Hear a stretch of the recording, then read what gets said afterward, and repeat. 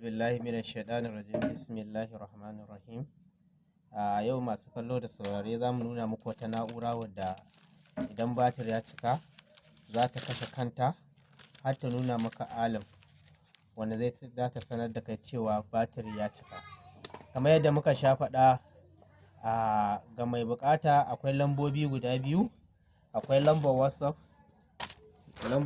da muke bayarwa, gata nan ta 08020039823, ita ce ta whatsapp. Sannan kuma ga ta kira nan ta 08087801217. to wannan ta whatsapp ɗin ita dai za a neme mu.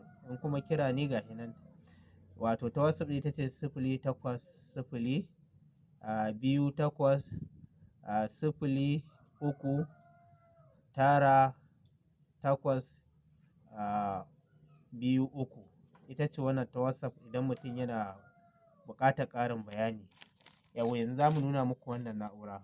Wannan na'ura ga ta nan mun haɗa ta, yanzu za mu gwada ta kamar yadda masu kallo da sauraro za su gani.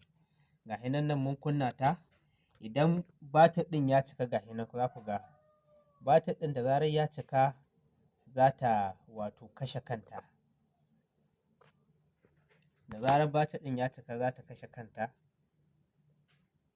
Gashi nan da zarar batir ɗin ya cika za ta kashe kanta kamar yadda kuka gani. Gashi nan tana zuwa ɗan wani wato ɗan taƙi za ta kashe ta. Kamar yadda kuke gani haka, gashi nan wato batir ɗin ya cika kenan. To ga mai buƙata a koya masa yadda ake haɗa wannan abu, zai iya neman mu a whatsapp da muka bayar na wato 080 wato 280398 sai kuma 23. Ga ta nan kun gani tana zuwa, tana cika za ta kashe kanta har ta nuna maka ta ƙara kamar yadda kuke gani.